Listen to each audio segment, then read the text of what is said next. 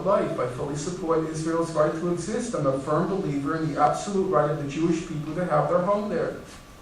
Mr. Goldstone sits in the Board of Governors of the Hebrew University in Jerusalem.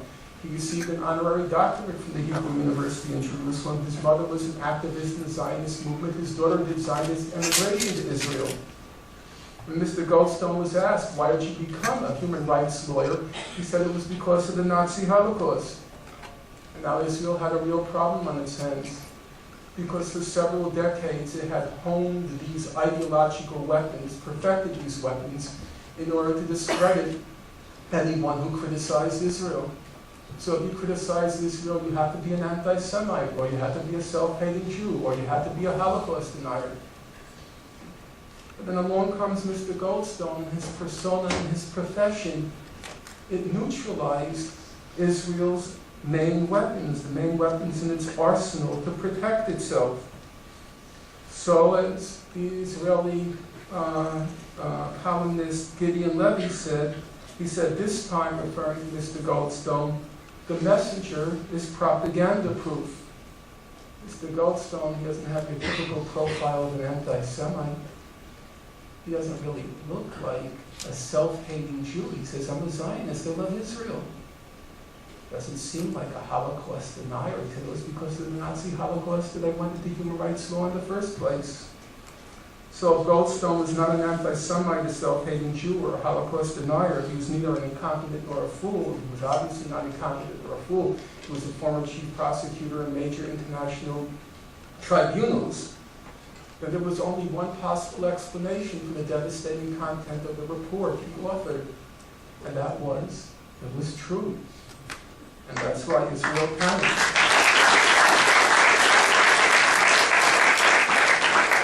Now, you might say that it's come into being what might be called a Goldstone phenomenon, because Goldstone is in many ways your classical liberal Jew, a renowned defender of human rights, a believer in the rule of law, and most Jews are liberal. Most Jews, their cast of mind is very similar to Goldstone.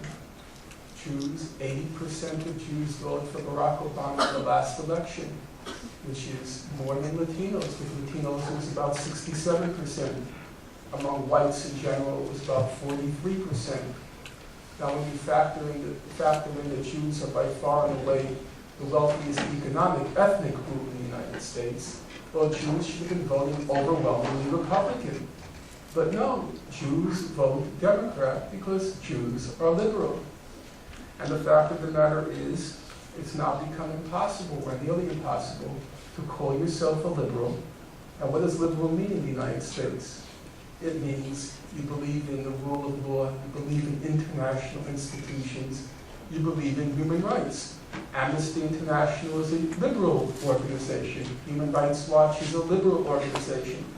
It's now become nearly impossible for somebody to call themselves liberal, which is what most Jews call themselves, to call yourself liberal and to defend Israeli policy, to defend Israeli conduct. And in fact, it's been the liberal human rights organizations like Amnesty and Human Rights Watch which have been in the forefront of denouncing Israeli conduct. And so one may conclude reasonably that the Goldstone report, but more importantly, Goldstone the person, represents an important phenomenon, namely the breakup of unconditional support by American Jews of Israeli policy, and Jews generally, of Israeli policy. And that leads us to one last question before we get to hear your questions, and that's the most important question. What is to be done? And here I think we can take some advice or take some insight from the Mahatma, Mr. Gandhi from India. As all of you know, he had the doctrine of nonviolent resistance, and he called his doctrine of nonviolent resistance, he called it Satyagraha. And Satyagraha he translated as hold on to the truth. And I like that image, I like that metaphor. You're clinging to the last gasp to the truth. Hold on to the truth. And that's what I think we need to do. We need to hold on to the truth. To hold on to the truth that what Israel has done to the Palestinians is wrong and it's indefensible. To hold on to the truth that the diplomatic settlement of the conflict is within reach. But it's Israel backed by the United States, which are the only obstacle at this point to resolving the conflict. And if we learn how to wield the weapon of truth as it's recorded in the findings of the human rights organizations, the weapon of justice as it's embodied in the uncontroversial principles of international law. The principles are very clear for resolving the conflict and are completely uncontroversial under international law. The law says that the settlements Israel has built in the occupied territories are illegal. There's no question about that. There's no dispute about that. There's no controversy about that. When the issue was brought before the highest judicial body in the world, the International Court of Justice, 15 judges hailing from every corner of this planet. The American judge, Thomas Bergenthal, is Jewish, a Holocaust survivor. The British judge is Jewish, Rosalind Higgins. Every judge sitting on the court, not one, not two, not three, not a plurality, not a majority, unanimously, all 15 judges said the settlements are illegal under international law. If time allowed me, I'll go through all the other principles, but as I said, we hold on to the weapon of justice, weapon of justice as it's embodied in the uncontroversial principles of international law. But we hold on to the weapons of truth and justice, and I think that's a real possibility. There's every reason to be optimistic. The conflict can be solved. The conflict can be solved in a way that allows for everybody to live a decent life. And that's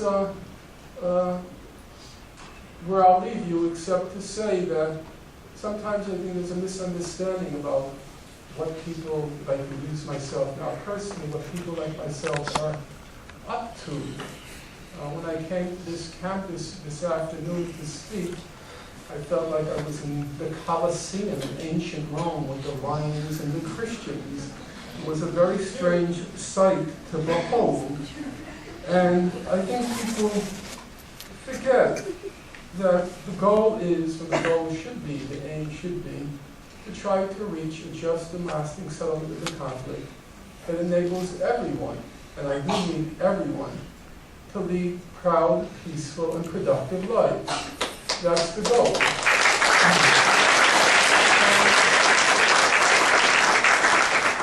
All it requires is for us to respect basic principles of law and basic principles of human decency.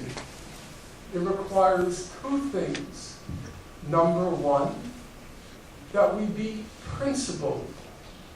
As Mr. Gandhi used to say, I'm all for compromise, but not when it comes to principles. Because when you start compromising principles, he said, it becomes all give and no take. So there has to be a respect for principles.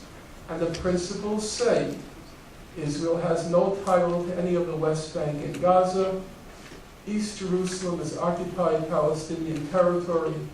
The settlements are illegal under international law. And the Palestinian refugees have a right to return and compensation. Those are the uncontroversial principles of international law for which none of us should forfeit any of those rights. But while we're principled, we should also be reasonable.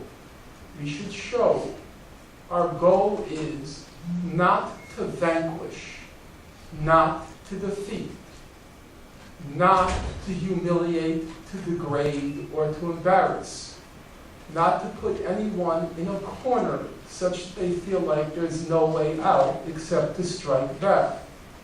Our goal is not to be victor over vanquished. Our goal is to allow for everybody to live dignified lives. And if you respect those basic principles of decency, dignity, and the law, if you respect those basic principles, then just like